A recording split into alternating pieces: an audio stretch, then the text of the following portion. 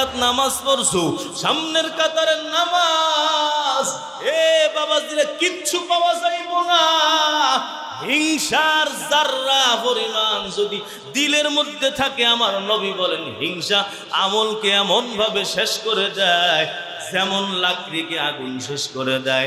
লাকড়ির মধ্যে আপনি আগুন জ্বালায় দিয়েছেন, আগুনগুলো লাকড়িকে যেমন পুরায়া কয়লা বানাইয়া দেয়, হিংসা যখন আপনার দিলের মধ্যে ঢুকবে এ বাবাজিরা, তখন আপনার একটা আমল নামায় একটা নেকিও থাকবে না। কোরআনের খতম 100 বার করছেন, একটাও পাবেন না। চার দিন আপনি তাবলীগে গেছেন, একটা দিনও পাবেন না। ওই লক্ষ কোটি টাকা আপনি দান করছেন, একটা টাকার সওয়াবও আপনার আমলনামায় আপনি পাবেন না রে বাবা। এত কষ্ট করে কামাই করলেন, কিন্তু একদিন হিংসামি করলেন, সবগুলো বরবাদ হয়ে গেল। ইমাম গাজ্জালি বলেন এই হিংসার 3টা স্তর আছে। প্রথম স্তর হলো কারো দিলের মধ্যে গায়ের ইখতিয়ারি ভাবে অনিচ্ছা সত্ত্বেও কারো প্রতি খারাপ ধারণা চলে আসছে যে এত কিছু কেন পাইল, সব শেষ হয়ে যায় না কেন, অনিচ্ছাকৃত ভাবে আসছে। এটা হলো একটা। সূরা ফালাক নিয়ে গত সপ্তাহে আলোচনা করতেছিলাম। এর শানে নজুল ছিল সূরা ফালাক এবং সূরা নাস, এই 2 সূরা একসাথেই নাযিল হয়।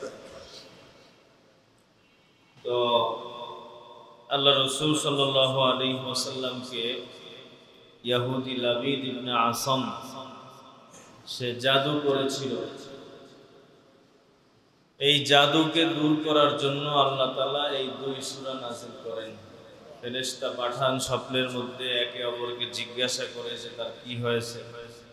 তো আর একজন ফেরেশতা উত্তর দেয় যে তাকে জাদু করা হয়েছে। এরপরে এই 2 ফেরেশতা এই জাদুর কি সমাধান এগুলো ওই স্বপ্নের মাধ্যমেই বলেন। আল্লাহ রাসূল সাল্লাল্লাহু আলাইহি ওয়াসাল্লাম বিইরে জারওয়ান নামক কূপ থেকে আল্লাহ রাসূল এই জাদুর যেই বিষয় জিনিসগুলো ছিল এগুলো উঠান। চিরুনির মাধ্যমে জাদু করা হয়েছিল এবং চিরুনির ভিতরে যেই চুল ছিল ওই চুল সহকারে আল্লাহ রাসূল সাল্লাল্লাহু আলাইহি ওয়াসাল্লাম অনেক বাগানের ভিতরে কুয়া, ওখানে গেছেন। গিয়া দেখেন যে জাদুর প্রভাবে পানি সহকারে নীল হয়ে গেছে। তো রাসূল করিম সাল্লাল্লাহু আলাইহি ওয়াসাল্লাম তার উপরে এই সূরা যখন নাজিল হয়, রাসূল একটা একটা আয়াত পড়ছেন আর একটা একটা জাদুর যেই তারা গিট্টু মারছিল এগুলো একটা একটা খুলে গেছে। তো রাসূল করিম সাল্লাল্লাহু আলাইহি ওয়াসাল্লাম পরিপূর্ণ সুস্থ হয়ে গেছে। এই 2 সূরার মধ্যে এমন একটা পাওয়ার, এমন একটা শক্তি আল্লাহ দিয়েছেন যে কেউ যদি জাদু করে, এগুলো যদি কেউ করে তো জাদুও নষ্ট হয়ে যায়। এই জন্য এই 3 কুলের আমল নিয়মিত করা উচিত। ফজরের পরে, মাগরিবের পরে, ঘুমের আগে অবশ্যই আমরা করব। এর তো অনেক ফজিলত। আব্দুল্লাহ ইবনে মাসউদ রাদিয়াল্লাহু তাআলা আনহুকে রাসূল করিম সাল্লাল্লাহু আলাইহি ওয়াসাল্লাম জিন্নাতের দাওয়াত দিতে গেছিলেন। তো রাসূল যেখানে পাহাড়ে জিনদেরকে দাওয়াত দিতে যাবেন, তো এর নিচে আব্দুল্লাহ ইবনে মাসউদকে রাইখা গেছেন। একটা রেখা টাইনা ওই রেখার মধ্যে ওনাকে থাকতে বলছেন যে তুমি এখানেই থাকবা, এখান থেকে বের হবা না। তো আব্দুল্লাহ ইবনে মাসউদ রাদিয়াল্লাহু তাআলা আনহু ওই রেখার মধ্যেই দাঁড়ায় আছেন। তো উনি দেখতেছিলেন যে বিভিন্ন আকার আকৃতির বিশাল বিশাল দেহ বিশিষ্ট জিন্নাত রাসূলের বয়ান শোনার জন্য যাইতেছে। এরা আব্দুল্লাহ ইবনে মাসউদের কাছে যাওয়ার চেষ্টা করছিল, কিন্তু রাসূল যে রেখা দিয়েছেন, রেখার কারণে তারা আর ভিতরে ঢুকতে পারে নাই। জিন্নাতদেরকে রাসূল দাওয়াত দিয়েছেন এবং জিন্নাতও রাসূলের কাছে আবেদন করছে। একটা আবেদন হলো যে আপনার উম্মত যেন এই হাড্ডির মাধ্যমে ইস্তেনজা না করে, এটা আমাদের খাবার। অর্থাৎ যে কোনো হাড্ডি যখন কোনো জিন্নাত স্পর্শ করে, এটা আল্লাহ এটাকে গোশতের মাধ্যমে ভরপুর করে দেন। এটাই ওদের খাবার, এটাই ওরা খায়। বাকি জিন্নাত কিন্তু ঘরের টাকা পয়সা চুরি করে, বুঝছেন? জিনে কখনোই ঘরের টাকা চুরি করে বা ঘরের কোনো আসবাবপত্র আপনি কোথাও রাখছেন এগুলো নেয় না। ওরা বাসার মধ্যেই থাকে, ঘরের মধ্যেই থাকে, কিন্তু কিছু চুরি করে না, কিছু নেয় না। প্রত্যেকটা বাসার মধ্যে জিন থাকে, অর্থাৎ ওদের তো আলাদা থাকার ইন্তজাম এখানে দুনিয়ার মধ্যে তেমন নাই, বিভিন্ন এখানে সেখানে থাকে, পাহাড় পর্বত দূর দূরান্তে। আর একটা যেটা, সেটা হলো প্রত্যেকটা মানুষের বাসা, এখানে ভালো জিন থাকে। আর কোনো বাসার মধ্যে যদি খারাপ জিন আসে তখন ওই বাসার মধ্যে ঝামেলা হয়ে যায়। দেখবেন যে বিভিন্ন সময় ভয় দেয়, বিভিন্ন সময় ডিস্টার্ব করে, এই কারো উপরে সওয়ার হয়ে যায়। ওরা এই আমাদের খাবার দাবারের যে অবশিষ্ট এগুলোই খায়। এগুলো আল্লাহ তাআলা ওদেরকে এমন এক শক্তি দিয়ে দিয়েছেন যে ওরা ওই হাড্ডি স্পর্শ করে তো এটা খাবার হয়। তো রাসূল করিম সাল্লাল্লাহু আলাইহি ওয়াসাল্লামের কাছে ওই জিন্নাত আবেদন করছে যে ইয়া রাসূলুল্লাহ, এটা আপনি নিষেধ করেন। রাসূল তাদের বয়ান করছেন, ওয়াজ করছেন, এক সূরায় আছে লম্বা আলোচনা। তো আব্দুল্লাহ ইবনে মাসউদকে আয়েশা দেখেন ওখানে দাঁড়ানো আছে। তো আব্দুল্লাহ ইবনে মাসউদ রাসূলকে বললেন যে ইয়া রাসূলুল্লাহ, আমি তো যখন এখানে ছিলাম, আপনি যদি রেখাটাই না যাইতেন, যে বড় বড় জিন আইছিল, এগুলো তো হয়তো আমার কোনো ক্ষতিও করতে পারতো, কোনো বিপদ ঘটাইতে পারত। রাসূল করিম সাল্লাল্লাহু আলাইহি ওয়াসাল্লাম তখন আব্দুল্লাহ ইবনে মাসউদকে বলেন যে শোনো, তুমি এই 3 কুল পড়বা, এটা কাফি কামিন কুল্লি শাই, তোমার জন্য সব কিছু থেকে যথেষ্ট। এটা এই হাদিসের 2 ব্যাখ্যা হতে পারে। এক ব্যাখ্যা হলো এই 3 কুলের দ্বারা যত ধরনের বিপদ আপদ মুসিবত যা যা আছে, জাদু টোনা, মানুষ যে ক্ষতি করে ইত্যাদি, রোড ঘাটের অ্যাক্সিডেন্ট, আগুন লেগে পুড়ে মারা যাওয়া, এই সব কিছু থেকে এই 3 কুলই যথেষ্ট। অর্থাৎ তুমি যদি নিয়মিত পড়ো, কখনোই বাদ না দাও, ইনশাআল্লাহ তোমার কিছু হবে না। তবে ঈমান নিয়ে পড়তে হবে, বুঝেন নাই? এক সাহাবীকে সংবাদ দিছে যে তোমার দোকানপাট তো সব পুড়ে গেছে, ওই বাজারে আগুন লাগছে। সাহাবী বলে যে না, আমার দোকান পড়ে নাই। তুমি কেমনে জানলা? আমি জানি না, এমনি দিয়েছি। কেমনে তুমি কও? তো বলতেছে যে আমি সকালে রাসূল আমাকে ওজিফা শিখাই দিয়েছেন, আমি এই ওজিফা পড়ছি। তো এই ওজিফা পড়ার পরে আমার ঘরে আর আগুন লাগার কোনো সুযোগ নাই। তো ঠিকই বাজারে গিয়া দেখে সব দোকান পড়ছে, ওই দোকানের কাছে আইসা আগুন বন্ধ হয়ে গেছে। আল্লাহুম্মা আনতা রাব্বি লা ইলাহা ইল্লা আনতা আলাইকা তাওয়াক্কালতু আনতা রাব্বুল আরশিল আযীম মা শা আল্লাহু কান ওয়া মা লাম ইয়াশা লাম ইয়াকুন ওয়ালা হাওলা। এরপরে এই দোয়াটা মা শা আল্লাহু কান ওয়া মা লাম ইয়াশা লাম ইয়াকুন, শেষ পর্যন্ত কি যেন আছে। এই দোয়া ফজরের পরে, মাগরিবের পরে যদি কেউ পড়ে, সব ধরনের মুসিবত থেকে আল্লাহ তাকে হেফাজত করে। আমরা তো এগুলো পড়ি না, ওজিফা পড়ার সুযোগই পাই না, বুঝেন নাই? নামাজের পরে বসে বসে ওজিফাগুলো পড়া উচিত। ফজরের পরে, মাগরিবের পরে। রাসূল করিম সাল্লাল্লাহু আলাইহি ওয়াসাল্লাম 5 ওয়াক্ত নামাজের পরেই বিভিন্ন ওজিফা পড়ছেন, আয়াতুল কুরসি পড়ছেন। রাসূল বলেন, যারা 5 ওয়াক্ত নামাজের পরে আয়াতুল কুরসি পড়ে, তার জান্নাতে যাইতে কতটুকু দেরি, কয় মারা যাইতে যতটুকু। মারা যাবে আর সোজা জান্নাতে চলে যাবে। এই আমলগুলো যদি আমরা ইয়াকিন নিয়ে, বিশ্বাস নিয়ে বলি, ইনশাআল্লাহ ফায়দা আছে। আব্দুল্লাহ ইবনে মাসউদ রাদিয়াল্লাহু তাআলা আনহুকে রাসূল এই 3 কুলের আমল শিখাইছেন এবং বলছেন কাফিকা মিন কুল্লি শাই, সব বিপদ আপদ থেকে তুমি বাঁচবা, পেরেশানি হবে না। আরেক ব্যাখ্যা হলো অন্য আরো ওজিফা আপনি পড়েন, একদিন আপনি শুধু 3 কুল পড়ছেন, অন্য আমল করার সুযোগ পান নাই। এই 3 কুল পড়ার কারণে ওই অন্য অন্য ওজিফার মধ্যে যেই ফজিলাত আছে, যেই উপকারিতা আছে, সব আল্লাহ তাআলা রাইখে দিয়েছেন।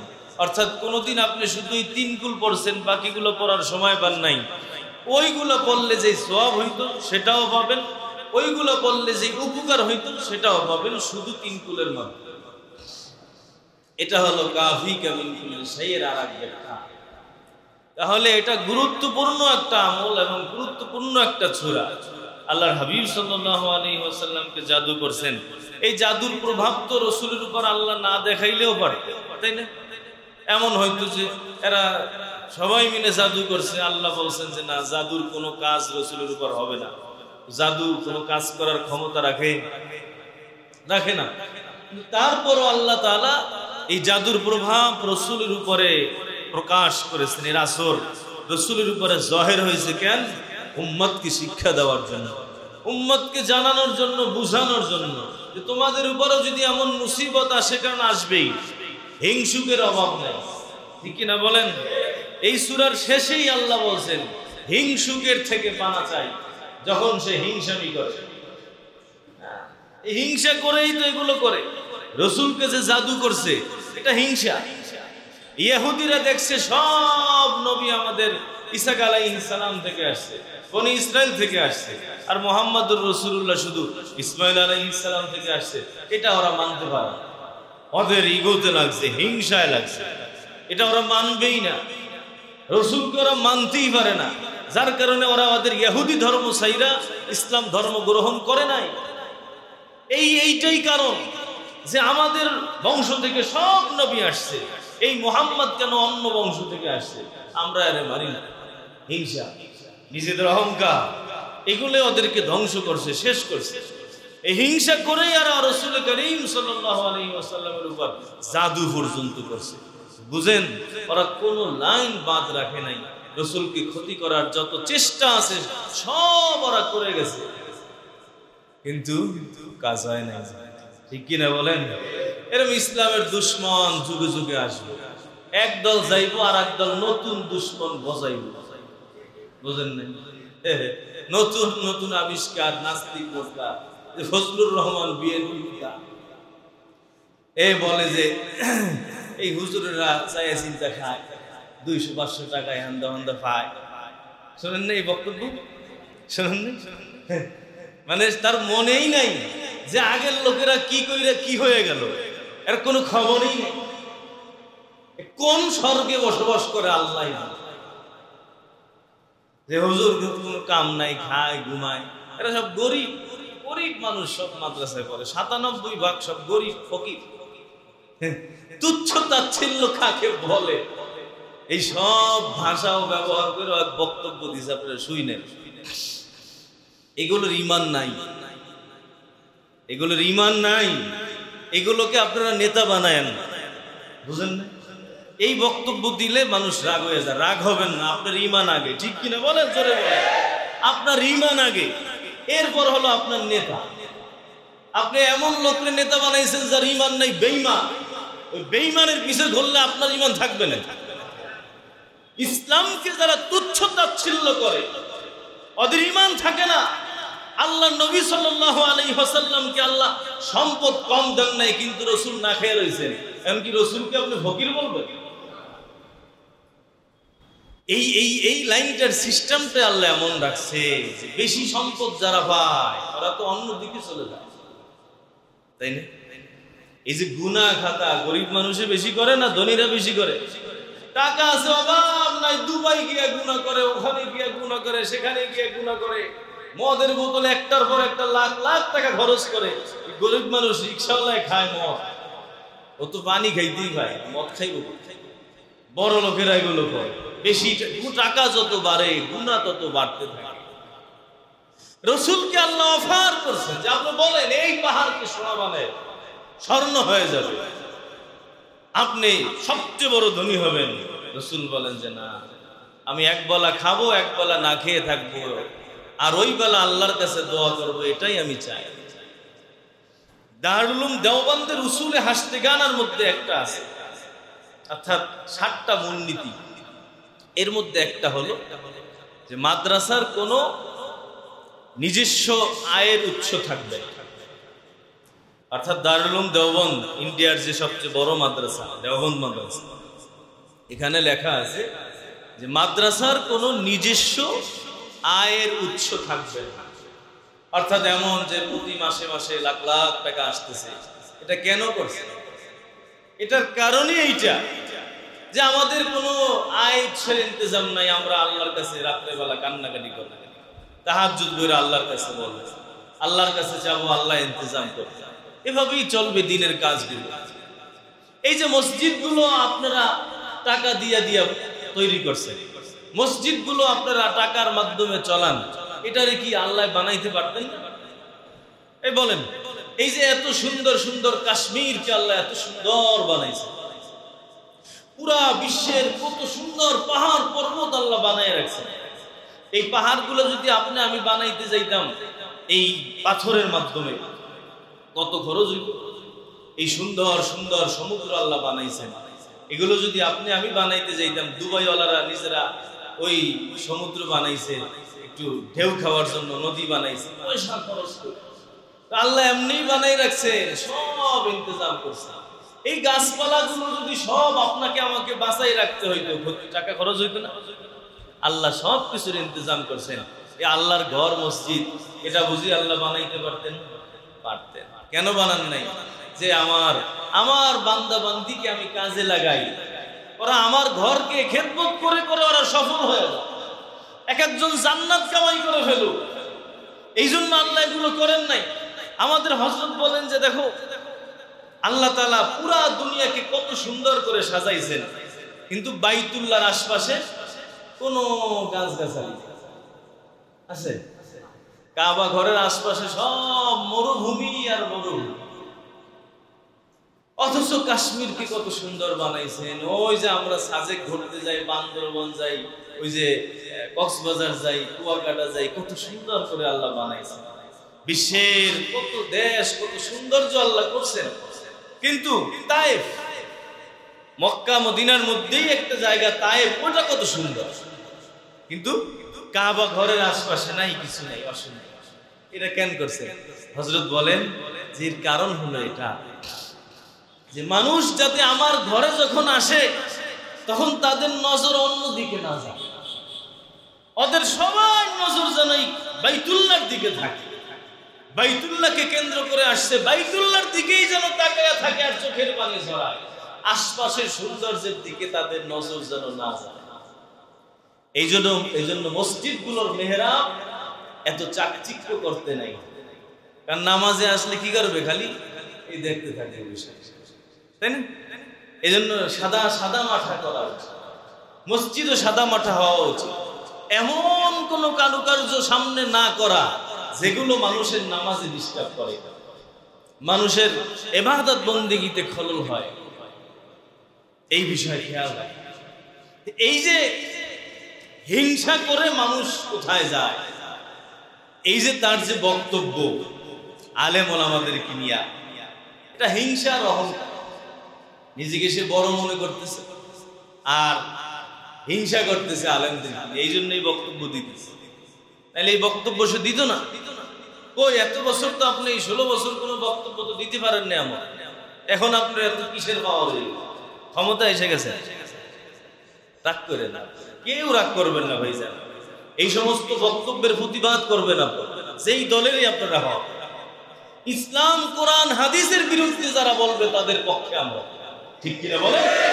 যে হোক সে আমার বাবাও যদি হয়, ইসলামের বিরুদ্ধে গেলে আমি তার সাথে। আর দল তো পরের কথা, কারণ আপনার কবরে নেতায় যাইবে, যাবেন যাবে না কেউই। আরে মারা গেলে তাই লাশটা ধরে না, সম্পদ নিয়ে ভাগাভাগি নিয়ে শুরু করে দেয়, লাশ ফালাই ধুয়ে দেয়, এর খবর থাকে না। ওই বাস মারা গেছেন সব ভুলে যাবো, 2 দিন আপনার খবরও গোল হইল। কোন নেতা ছিলেন আর কি ছিলেন? ওই আমাদের এরশাদ সাহেব মারা গেছে, রংপুরে কবর দিছে, সবাই গিয়া কি কবরের কাছে ঘুমাই রয়েছে? যার যার কাজ করতেছে উনি ওনার কবরে শুয়ে আছে। কত বড় নেতা ছিল, কিচ্ছুর ভ্যালু নাই এই দুনিয়ার মধ্যে। সুতরাং আমার কবরের সামান আগে আমাকে তৈরি করতে হবে। আল্লাহ রাসূল সাল্লাল্লাহু আলাইহি ওয়াসাল্লামকে হিংসা করে এই ইহুদিরা রাসূলকে জাদু করছে। তখন এই আয়াতগুলো, এই সূরাগুলো নাজিল হয়েছে, কুল আউযু বিরাব্বিল ফালাক, হে নবী আপনি বলেন আমি আশ্রয় গ্রহণ করতেছি প্রভাতের যে রব, সকালের যে মালিক, যেই মালিক এই রাত্রকে সুন্দরভাবে শেষ করে আবার সকালকে নিয়ে আসে। কারণ মালিক যদি সকাল নিয়ে না আসতেন, এই কারো ক্ষমতা নাই সকাল বানানোর, ঠিক কিনা বলেন? কুল ইন জাআলাল্লাহু আলাইকুমুল লাইলা সারমাদা, তোমাদের এই রাত্রকে যদি আল্লাহ লম্বা বানায় দিতেন, মান ইলাহুন গায়রুল্লাহ ইয়াতিকুম বিজিয়া, আল্লাহ বাদে আর কে এমন খোদা আছে যে সকাল নিয়ে আসে? কারো ক্ষমতা। এই মালিক, এই সকাল আনার মালিক আমার রব, আমার আল্লাহ।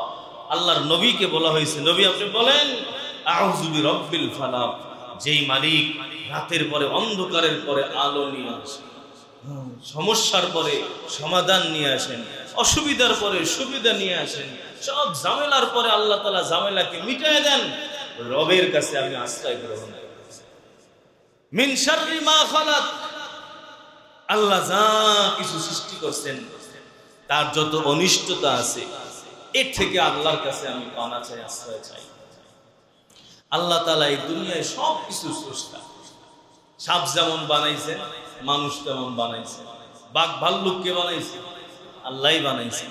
দুনিয়ায় মানুষ বানাইছেন, জিন বানাইছেন, ভালো মন্দ গাছ, কাঁটাওয়ালা গাছ আল্লাহ বানাইছেন, ফুলওয়ালা গাছ আল্লাহ বানাইছেন।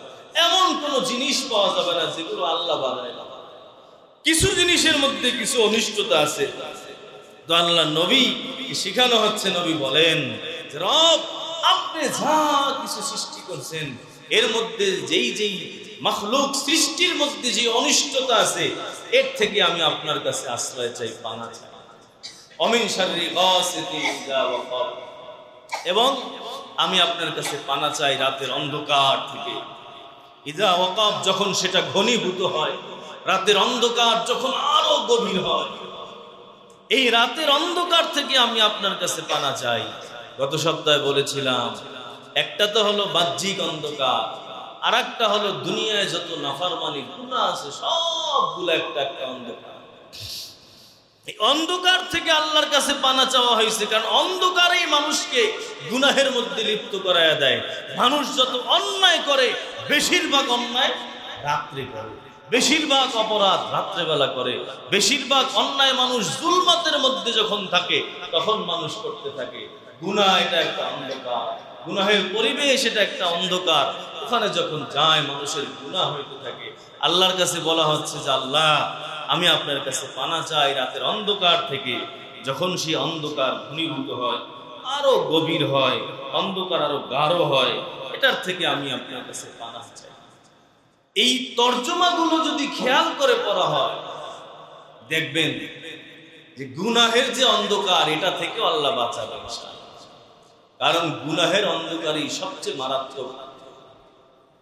যত অন্ধকার দুনিয়ায় আছে এর মধ্যে গুনাহের অন্ধকার মারাত্মক। দুনিয়ার অন্ধকারে কি হয়, কিন্তু গুনাহের অন্ধকারে যেই মানুষটা পড়ে ওই মানুষটার সব ধ্বংস হয়ে যায়, ওই মানুষটা গোমরাহির মধ্যে চলে যায়, ওই মানুষটার হেদায়েতের মধ্যে আসতে পারে না। এই যে যেই মানুষগুলো ইসলামের বিরোধিতা করে ওরা গুনাহের অন্ধকারের মধ্যে ডুবে আছে। ওদের দিলটা যেমন অন্ধকার, ওদের বাসাটা যেমন অন্ধকার, ওরা যাদের সাথে চলে তারাও অন্ধকার, যার কারণে ওরা আলো পাইতেছে না। আলো না পাওয়ার কারণে ইসলামের হেদায়েত ওদের দিলের ভিতরে ঢুকতেছে। এই জন্য আলো এটা বড় দামি জিনিস। আল্লাহু নূরুস সামাওয়াতি ওয়াল আরদ, হযরত গত সপ্তাহে বয়ান করছেন না যারা মাগরিবের পড়েছিলেন, আল্লাহ এই অন্তরের মধ্যে নূর দান করেন। এইটা পাইতে হলে আল্লাহর ঘর মসজিদে আসতে হয়। যারা আল্লাহওয়ালা নামাজি মানুষ, দিনদার মানুষ, তাদের সাথে চলতে হয়, কোরআনের তিলাওয়াত করতে হয়, জিকির তাসবিহ তাহলিল করতে হয়, তাহলে অন্তরের মধ্যে আলো ঢোকে। তুমি তো বছরে একবার নামাজ পড়ো না, জুমার নামাজ পড়তে যাও সেটাও হয় না কেন? তুমি তো সূরা ফাতিহাই পড়ো না।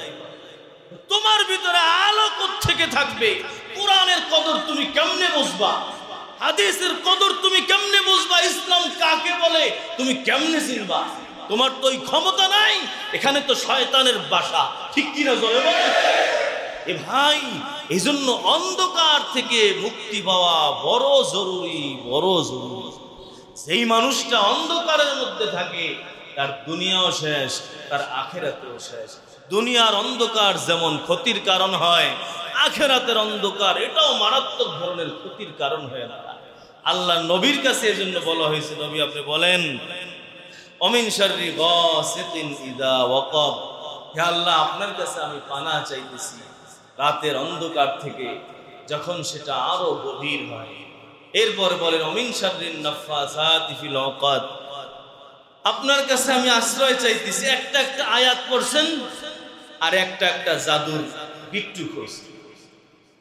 এই প্রত্যেকটা আয়াতের মধ্যে গুরুত্বপূর্ণ জিনিস আল্লাহ বলেছেন। অমিন শাররিন নাফাসাতি ফিল উকাদ, এবং যারা ফু দেয় তাদের অনিষ্টতা থেকে আপনার কাছে আমি পানাহ চাই, আশ্রয় চাই। নাফাসাত যারা ফু দেয় ফিল উকাদ, এই গিট্টুর ভিতরে। এই যে জাদুকর যারা জাদু করছিল রাসূলকে, এরা ওই চুলের মাধ্যমে রশি জাদু করছিল, ওইগুলো একটা একটা গিট দিছে, আর এগুলোর মধ্যে জাদুর যে মন্ত্র আছে ওইগুলো বইরে বইরে ফু দিছে। তো আল্লাহ রাসূল সাল্লাল্লাহু আলাইহি ওয়াসাল্লামকে শেখানো হচ্ছে যে আপনি বলেন যে এই যারা গিট্টুর মধ্যে ফু দেয় এদের যে অনিষ্টতা আছে এর থেকে আমি আপনার কাছে পানাহ চাই। এরপর বলছেন অমিন শাররি হাসিদিন ইযা হাসাদ, হে আল্লাহ আমি আপনার কাছে আশ্রয় চাই হিংসুক থেকে যখন সে হিংসামি করে। শেষ আয়াতের মধ্যে বলছেন সূরা ফালাকের শেষ আয়াত অমিন শাররি হাসিদিন ইযা হাসাদ, হে আল্লাহ হিংসুক যখন হিংসামি করতে থাকে মালিক, হিংসার কারণেই তো জাদু করে, হিংসার কারণেই তো একে অপরের ক্ষতি করলো, হিংসার কারণেই তো একে অপরের গীবাত করে, হিংসার কারণে একে অপরকে হত্যা পর্যন্ত করে। যখন কারো প্রতি হিংসা হয় তখন ওই মানুষটা তার বিরুদ্ধে চলে যায়, হিংসার কারণে দুশ্মনী করে, হিংসার কারণে গালাগালি করে, হিংসার কারণে পেছনে পেছনে গীবাত করে, হিংসার কারণেই তো তার বিরুদ্ধে মিথ্যা মামলা ঢুকায়া দেয়। এ বাবাজিরা, ইমাম গাজ্জালী রাহমাতুল্লাহ আলাইহি বলেন অহংকার যেমন উম্মুল আমরাজ, হিংসাটাও তেমন উম্মুল আমরাজ। হিংসা যার মধ্যে থাকে তার মধ্যে আরো বহুত রোগ জন্ম হয়ে যায়, আরো অনেক রোগ তৈরি হয়ে যায়। এখন কথা হলো আমাদের সমাজের মধ্যে অনেক মানুষ এমন আছে যারা হিংসাটাকেই বোঝে না। হিংসা কোন জিনিস? হিংসা হলো আল্লাহ তাআলা কোনো মানুষকে কোনো নেয়ামত দিয়েছেন, হয়তো দুনিয়ার নেয়ামত, না হলে আখিরাতের নেয়ামত, অথবা ইলমের নেয়ামত আল্লাহ দান করছেন, কাউকে সৌন্দর্যের নেয়ামত দান করছেন, কাউকে আল্লাহ প্রসিদ্ধির নেয়ামত দান করেছেন, আল্লাহ তাআলা কাউকে অনেক টাকা পয়সার নেয়ামত দান করেছেন। আপনি এইটা দেখার পর এখন আপনার কাছে আর ভালো লাগে না, অন্তরের মধ্যে বড় জ্বালা শুরু হয়ে গেছে। ও এগুলো পাইলো কেন? এত টাকার মালিক কেন হইল? ওর কেন ছেলে সন্তান জন্ম হলো? আমার তো কোনো ছেলে নাই, এর কেন ছেলে হলো? আমার বাড়ি দোতলা, তার কেন ছয়তলা হয়ে গেল? আমার গাড়িটা দুর্বল, পুরান গাড়ি, এই বেচারা দি কোটি টাকা দিয়ে গাড়ি কিনলো। হুজুর মানুষ আবার গাড়ির মধ্যে চলবে কেন? রিকশায় চলবে, হাইটা হাইটা চলবে, অভাব নাই। একজনের নেয়ামত দেখে আপনার মধ্যে জ্বলন শুরু হয়েছে। এরে বাবাজিরা, এই জ্বলনটার নামই হলো হিংসা।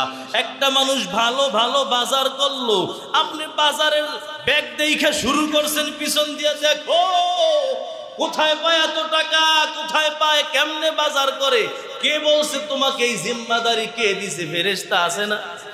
ফেরেশতারা দেখার জন্য আছে, আমার মালিক আসমান থেকে দেখার জন্য আছে। ওই বেচারা কোথায় পাইলো টাকা, কেমনে বাজার করলো? তোমাকে তো এই জিম্মাদারি দেওয়া হয় নাই রে বাবা। হিংসার কারণে ওই পেছনে পেছনে সমালোচনা শুরু করে দেয়।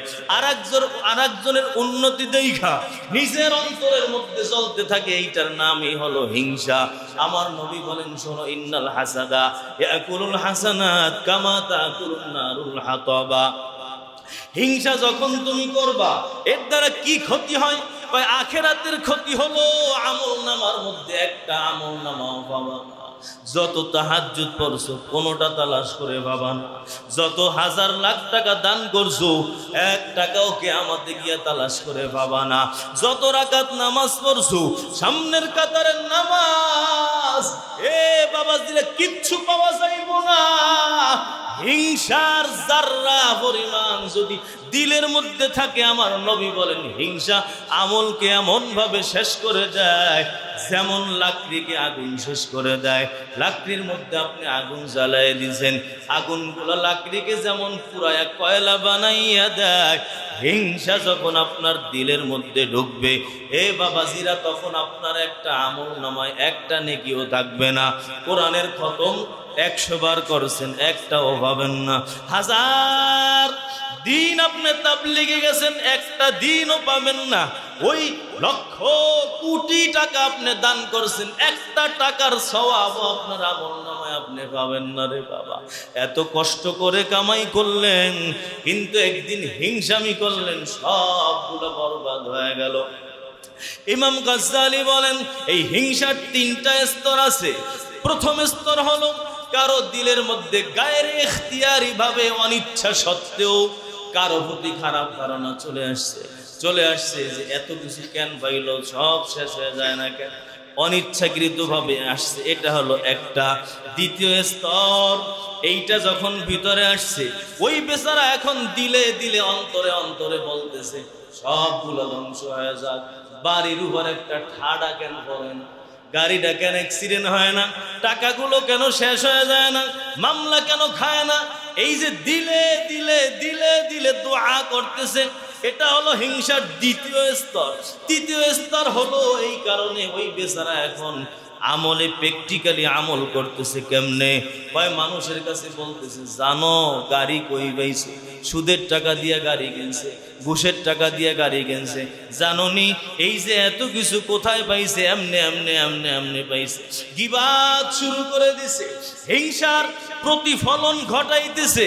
আমার আল্লাহ বলছেন শোনো ও পয়গম্বর, হিংসা থেকে আশ্রয় চাও। যখন সে হিংসাটাকে বাস্তবে খাটায়, হিংসাটাকে যখন প্রয়োগ করে, হিংসা কেমনে প্রয়োগ করে? কয় অন্তরের জ্বালার কারণে বেচারা এখন গিবাত শিকায়াত শুরু করলো, অন্তরের জ্বালার কারণে তার বিরুদ্ধে দুশ্মনী করা শুরু করলো। এটার দ্বারা যেই বেচারা হিংসা করে ওই বেচারার ক্ষতিটা সবচেয়ে বেশি হয়, ওই বেচারা সবচেয়ে বড় ক্ষতিগ্রস্ত হয়।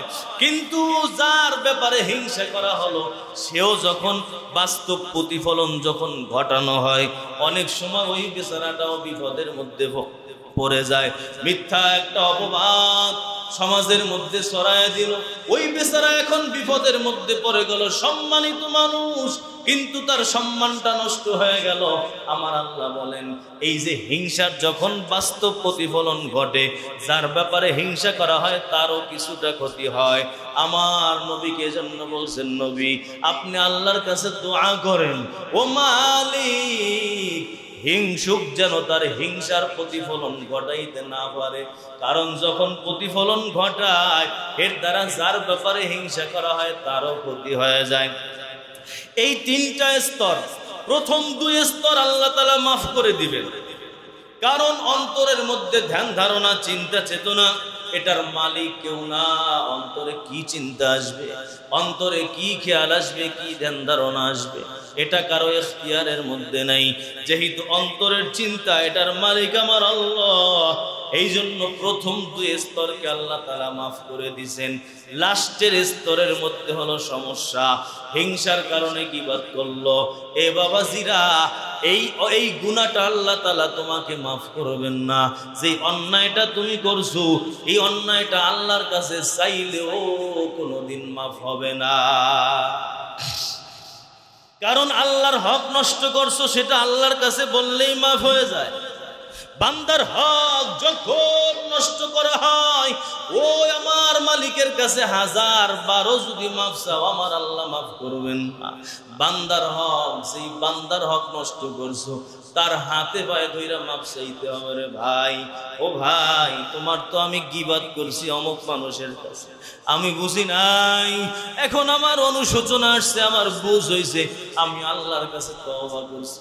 ও ভাই, তুমি আমাকে মাফ করে দাও, না হলে তো জান্নাত আমার কপালে নাই, ঠিক কিনা?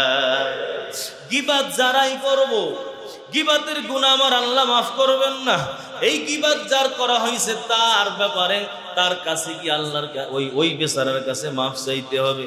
সে যদি মাফ করে তাহলে মাফ পাওয়া যাবে, অন্যথায় নেকি যা আছে সব বেচারার আমলনামায় চলে যাবে। এটা হলো সবচেয়ে বড় ক্ষতি। এই গীবতের কারণে আমলনামায় একটাও থাকে না, আর হিংসার কারণে সব জৈলা পুরা শেষ হয়ে যায়। এখন কি হয়েছে? হিংসা করছেন, আমল জৈলা পুরা শেষ। গীবত করছেন, তার কাছে আমল চলে যাবে। আমল নাই, কিয়ামতে আল্লাহ কি করবে? তাহলে নাও ওর গুনাহ নিয়ে পড়ে জাহান্নামে। ইমাম গাজ্জালী রাহমাতুল্লাহ আলাইহি বলেন, এই যে 3 স্তরের হিংসা, এর 3টা চিকিৎসা। 3টা চিকিৎসা।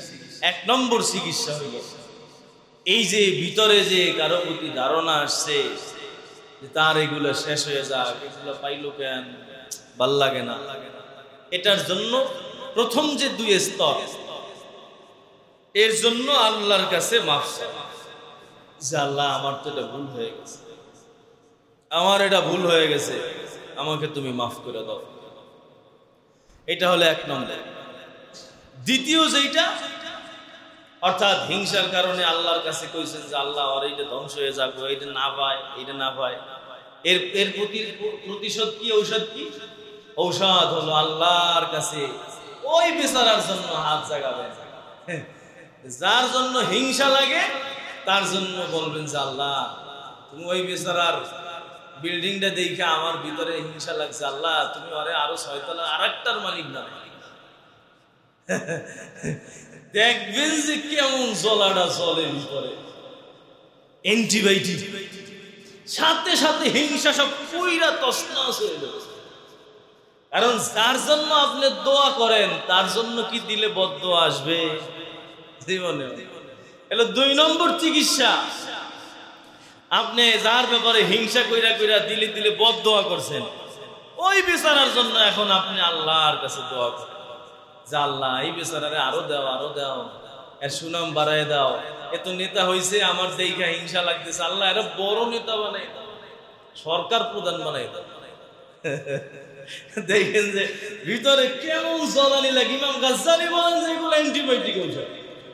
3 নম্বর যে স্তর, হিংসার কারণে বিভিন্ন জায়গায় আপনি গীবত করছেন, হিংসার কারণে, এটার প্রতিষেধক হলো সব মানুষের কাছে গিয়া খালি বলবেন যে মাশাআল্লাহ এই লোকটা এত ভালো, একে দায়িত্ব দেওয়ার পরে খুব সুন্দর সরকার, খুব ভালো, খুব ভালো। ইমাম গাজ্জালী বলেন যে খালি মানুষের কাছে প্রশংসা করবা, যার ব্যাপারে হিংসা হইতেছে তার বিষয়টা নিয়ে সবাই বলবা এর চেয়ে ভালো হয় না, খুব ভালো, মাশাআল্লাহ, খুব দায়িত্ব পালন করতেছে, একেবারে আল্লাহওয়ালা মানুষ, নামাজ পড়ে, এই খালি প্রশংসা আর প্রশংসা বেরোবে। অনেক কষ্টে পাইবে। যার ব্যাপারে হিংসা হয় তার ব্যাপারে এই প্রশংসা করতে অনেক কষ্ট হইবে। পুতের বউরে হিংসা লাগে, আপনি শাশুড়ি আপনি খুব প্রশংসা করেন, সবার কাছে বলেন আমার বউ এত ভালো, আমার মায়ের চেয়ে মেয়ের চেয়েও ভালো, দেখবেন জান্নাত হয়ে যাবে।